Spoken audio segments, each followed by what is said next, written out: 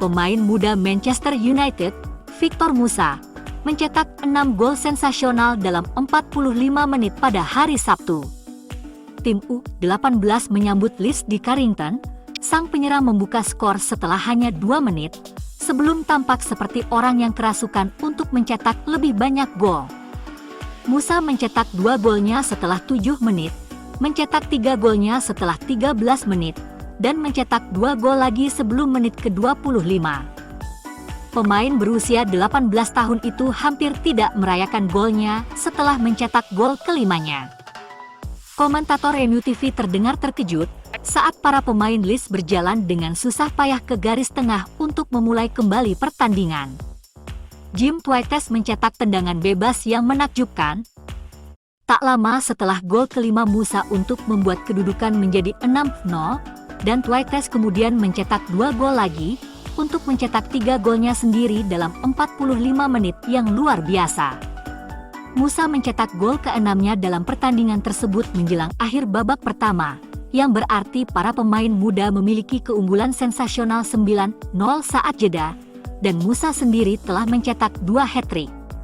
Tim U18 tersingkir dari Piala FA Youth oleh Aston Villa di awal minggu, hanya kalah di semifinal melalui adu penalti, dan mereka telah merespons dengan tegas saat melawan Leeds. Leeds memberikan perlawanan yang lebih hebat setelah jeda, dan mencetak gol melalui Kenneth Mensah, meskipun hanya setelah James Bailey mencetak 1 gol untuk mencapai 2 digit. Dan Armer dan JJ Gabriel, pemain U14 yang masuk sebagai pemain pengganti, menambah 2 gol United di akhir pertandingan, dengan yang terakhir mencetak 2 gol. Kemenangan 13-1 dan 3 poin, membuat United U18 tetap dalam persaingan gelar Liga Primer U18 Utara. Adam Lawrence memiliki banyak bakat dan berharap untuk memenangkan liga lagi musim ini, tetapi Manchester City adalah penantang gelar dan itu bisa berlangsung hingga hari terakhir musim ini.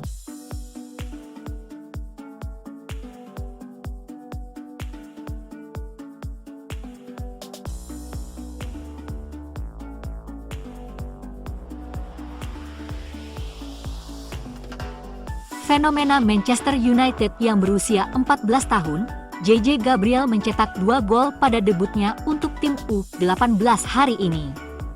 Bintang muda itu, yang sudah dikenal sebagai Messi kecil, dipromosikan ke tim peraih 3 gelar Adam Lawrence beberapa minggu lalu, dan akhirnya turun ke lapangan hari ini dengan 30 menit tersisa, dan United unggul luar biasa 11-1 atas Leeds United saat itu.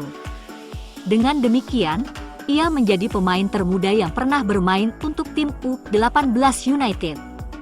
Setan Merah kemudian mencetak 2 gol lagi melewati pertahanan Leeds yang malang, yang keduanya datang dari sang pemain ajaib setelah ia menggantikan pahlawan hat-trick Jim Twites. Keduanya merupakan penyelesaian yang keren dari dalam kotak penalti.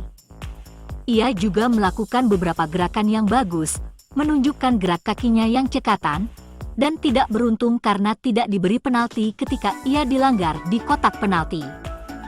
Kemajuan Gabriel melalui jajaran pemain telah menarik perhatian media dunia dan sponsor komersial. Nike baru-baru ini mengontrak pemain muda itu untuk kontrak jangka panjang, dengan mengumumkan bahwa mereka yakin JJ dapat menjadi penerus Nike untuk tahta Ronaldo.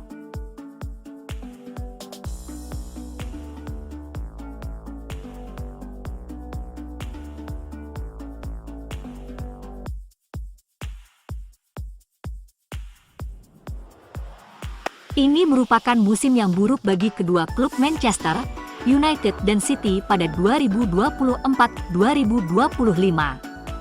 Namun, pertandingan ke-196 dari pertandingan legendaris derby Manchester tetap menjadi bahan perbincangan.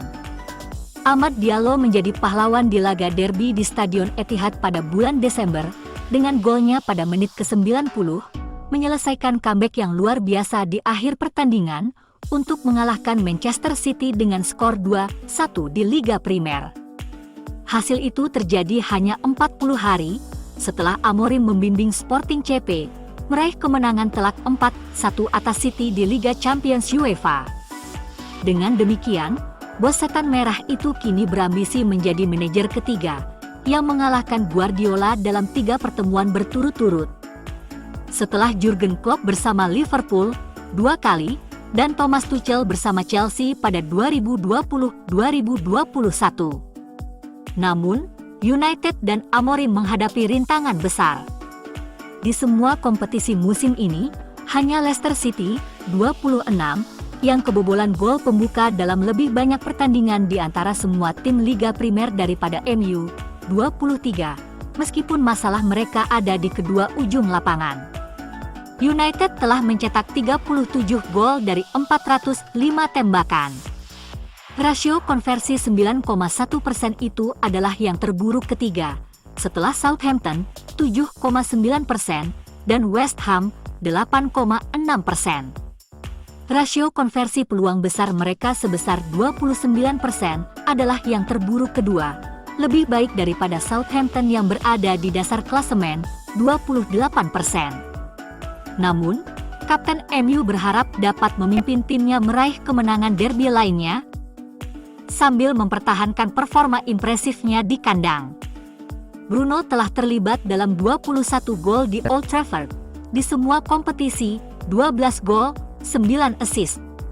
Jika ia membuat assist dalam pertandingan ini, itu akan menjadi ketiga kalinya ia mencatat 10 lebih gol dan 10 lebih assist dalam satu musim di Theatre of Dreams, setelah juga melakukannya pada 2020, 2021 dan 2022-2023. Itu lebih banyak dari semua pemain lain yang digabungkan sejak 1992-1993, Dwight Yorke pada 1998-1999, 12 gol, 10 assist, dan Ronaldo pada 2006-2007, 14 gol, 11 assist.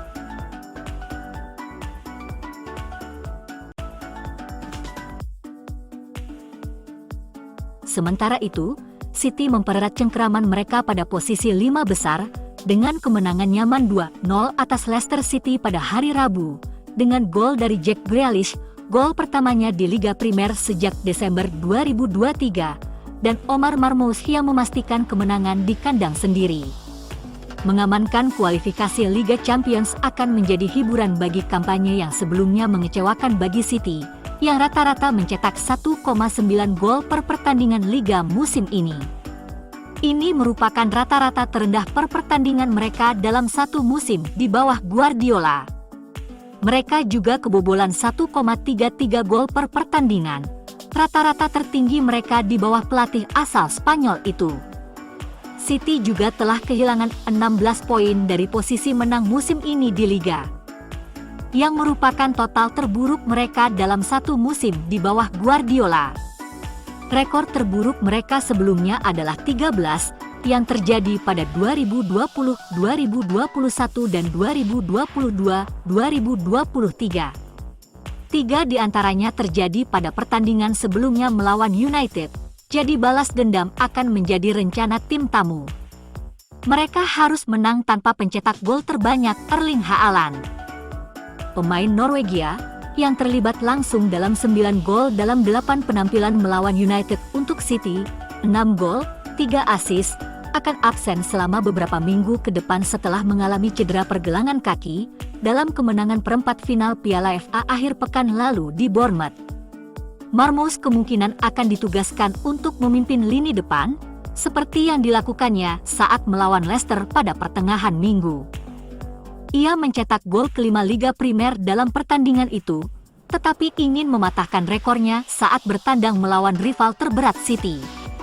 Semua gol Marmoush di Liga Primer untuk Man City terjadi di Etihad, jumlah terbanyak yang dicetak oleh pemain manapun yang mencetak 100% gol mereka di kandang sendiri di kompetisi musim ini.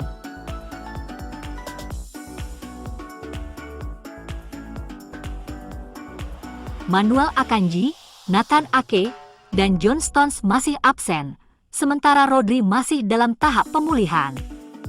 Akan menarik untuk melihat apakah Kevin De Bruyne akan berperan, dengan pemain Belgia itu mengumumkan bahwa ini akan menjadi musim terakhirnya di City, yang berarti ini akan menjadi penampilan terakhirnya di derby Manchester. MU tidak pernah kalah dalam 3 pertemuan terakhir mereka dengan City di semua kompetisi, menang 2 dan seri 1. Terakhir kali memiliki catatan lebih panjang antara Januari 2010 dan Februari 2011, 4 laga. MU juga ingin meraih kemenangan ganda pertama mereka di Liga Primer atas City sejak 2019-2020, menyusul kemenangan tandang mereka di awal musim ini. Namun, keuntungan kandang tidak terlalu berarti dalam derby Manchester. Tim tandang telah memenangkan 10 dari 18 pertemuan Liga Primer terakhir antara kedua tim. Sementara itu, derby Manchester pada bulan Desember seharusnya menjadi akhir dari eksperimen Matheus Nunes. Itu adalah pertama dan terakhir kalinya Nunes ditempatkan di bek kiri dalam musim di mana 4 bek berubah hampir setiap minggu. Namun, sejak itu, Nunes telah memainkan 10 pertandingan lagi di bek kanan, dan mungkin akan digunakan lagi di Old Trafford akhir pekan ini. Dengan cederanya John Stones dan Manu Akanji serta absennya Kyle Walker, posisi bek kanan pada dasarnya adalah pertarungan antara Nunes dan Rico Lewis. Sejak derby itu, Lewis telah memulai 9 pertandingan di sana, dengan masing-masing 1 kali menjadi starter untuk Akanji dan Abdulkadir Husanov. Lewis memulai pertandingan melawan Leicester minggu ini, dalam skema pertahanan baru yang membuat Nico Reilly mendapatkan kesempatan bermain pertama di Liga Primer sebagai bek kiri, dengan Josko Gvardiol dipindahkan ke tengah. Nampaknya, keduanya akan dipasang di kedua sisi pertahanan melawan United, dengan Ruben Dias dan Husanov yang kembali berduet di tengah. Dalam konteks minggu ini, itu akan menjadi rencana B yang drastis.